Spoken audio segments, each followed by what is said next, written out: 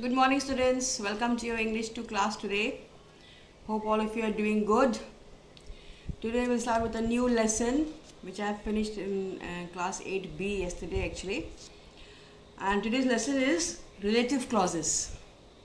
And the learning outcomes of this class is to learn what relative clauses are, very obvious objective.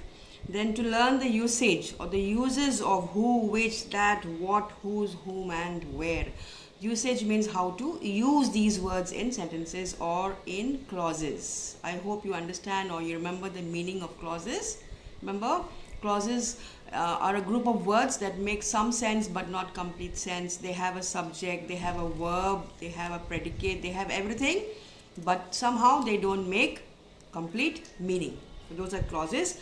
But today what we'll do is relative clause, that is to join sentences. Okay. Then to learn about defining and non-defining relative clauses. I have explained this in the video, the objectives. So let's continue with the objectives and with the whole lesson. Half of the lesson, that is, I'll be sending you these videos. So please watch them, try to understand. If any doubt, please message me. So continue with the videos. Okay. So let's start with relative clauses. Today's date is 15/9/20. Learning outcomes of this lesson are to learn what relative clauses are. I'm sure you have done what clauses are before. We have done. Then number 2, to understand the usage of who, which, that and what. First of all, we understand these. How usage means how do we use these words. Then to understand when to omit. When to omit means when to remove. When to omit means when to remove. Which, who, which and that. Okay. Then next one is to also understand the usage of whose, whom and where. So here we're going to learn about the usage of who, which, that, what, whose, whom and where. How do we use these words in relative clauses? To learn about defining and non-defining relative clauses. It sounds very difficult, but it's actually very easy to learn about defining and non-defining clauses. So these are your learning outcomes, or what we call objectives. So please kindly copy these in your exercise copy. Now coming to the lesson, just a quick recap or a revision of what a clause is. What is a clause? A clause is a part of a sentence that you already know. It is a part of a sentence. It contains a subject and a predicate. It has a subject and a predicate, but somehow it does not make complete sense, even though it has all the makings of a sentence. What is a sentence? A sentence is a group of words that has a subject and a predicate. Same way with a clause. It also has a subject and a predicate, but it somehow does not make complete sense. There is always something missing in that. It's like a dependent clause. Yes, dependent. It depends on the main clause. This is a revision of what a clause is. Today we'll be doing what a relative clause is. Okay.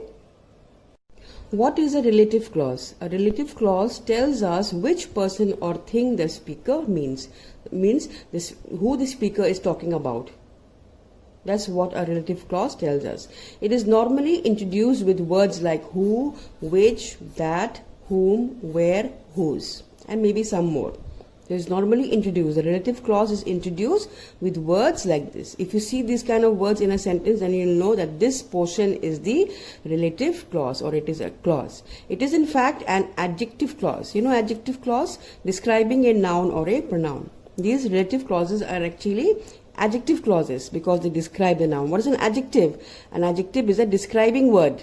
It describes a noun. Yes, so adjective clause is a group of words. Clause means it has to be a group of words. And usually these group of words or relative clauses are something like adjective clauses because they describe a noun or a pronoun. For example, a gentleman who lived in our neighborhood came to our help. Now here the relative clause is who. Clause, the word is who, and the clause is lived in our neighborhood. A gentleman who lived in our neighborhood came to our help. But this is your group of words. This is your relative clause. Who lived in our neighborhood. Now what is this clause doing? Who lived in our neighborhood. What is the work of this? It is describing this gentleman, telling us something about this gentleman. Describing this gentleman. Which gentleman? The gentleman who lived in our neighborhood. That gentleman. So we are describing this gentleman. So it becomes a relative clause, or we can also call it as adjective clause because it is describing gentleman. Okay, now the next one is coming to the real thing is use of who. When do we use who? We use who in a relative clause when we are talking about people and not things. Who is used for people, not things. We use it in place of he, she and they. Instead of using he, she and they, we use it for, we use who. For example, the man who committed the murder has been arrested. The man who committed the murder has been arrested. So which man? The man who committed the murder. This is your relative clause. The girl that stood first in my class is my cousin. Which girl? The girl that stood first in my class. This is your relative clause. Relative clause. This is your relative clause. So we are using usage of who. Who, and sometimes we can use also that. In place of who, we can also use that. Don't forget. We can use who and as well as that. Not always, but sometimes we can also use that. But who is the main thing. Here I can also put who. I can put who. The girl who stood first in my class is my cousin. So I can put also who. So who and that go together sometimes. Okay, who is always used for people. Sometimes we can also use that for people. There, girl is people, man is people. Talk about people and not things. Okay. Now use of which and that. We use which and that in relative clauses when we're talking about things and not people.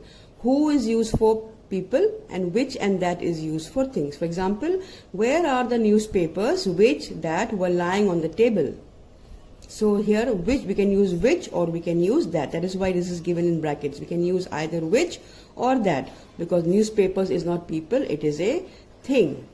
Okay, so where are the newspapers which were lying on the table? This is the house that Rahul built. Now here that also is your usage of that. I'm talking about house. House also is a thing. So we use which and that for things. Newspaper here and here house. This is the house that Rahul built. I cannot say this is the house who Rahul built. No, because house is a thing. Newspapers is a thing. So I can use which and that. Here also I can use which. If I want, I can use which. So they can go together. Note, that can normally be used in place of both who and which. Sometimes in place of who and which, we can also use that, but not always. Example, we use that after adjectives in the superlative degree. He was the best speaker. Superlative degree best, the best speaker. Now speaker is a person. Speaker is a person, but we're using that. Here we're saying that cannot be used with people, can only be used with things. But here I am using that. Now why can I use that here? In certain cases, sometimes. In certain cases, why am I using that? Because here we have the superlative degree. Superlative degree, the best speaker. We use that after the words. Second one, we use that after the words all, any, anything, none, nothing. This is all that I possess. So when you have words like this, all or any, anything, none, nothing, here is all, so I can use that. This is all that I possess. I can use that here. So I hope it is clear. So which and that is used for things, not people. Sometimes we can use that for instead of both who and which, especially when they are in the superlative degree. And when we have words, sentences containing these words, then we can use that. Okay, I hope it is clear. Next, use of that and what. Use of that and what. What cannot be used in place of that. What cannot be used in place of that. I am sorry for what happened. I am sorry for that happened. I am sorry for all that happened. There is one sentence here which is wrong. I am sorry for what happened. This is correct. I am sorry for that happened. This is wrong. I am sorry for all that happened. This is correct. So we cannot replace. Here we cannot replace what with that. We cannot replace. That will be what will be what. And that will be that. Here I have all, so I can put that. Okay. Now omission of who, which and that. Sometimes we can omit. Omission means to omit. We can omit or we can remove or we don't put. The surgeon who did the operation was very competent. The surgeon who did the operation was very competent. Now here, who is the subject of the verb did. Subject of the verb did. This is your verb and this is your subject, who. Yes, Who. So in this kind of cases, we cannot omit. Cannot omit. We have to put it there. Who has to be put here when who is the subject of the verb. When it is the subject of the verb, then we have to put. We cannot be omitted. Okay, did is your verb and this is your subject, so we cannot omit. Next one, let's see where we can omit. The pullover which Shweta knitted proved very useful. Now here which, here who stands for surgeon, right? Who stands for surgeon, so it is in subject place. This is subject place. Who stands for subject, but here which stands for what? Something. It stands for pullover, right? Pullover. The pullover which Shweta knitted proved very useful.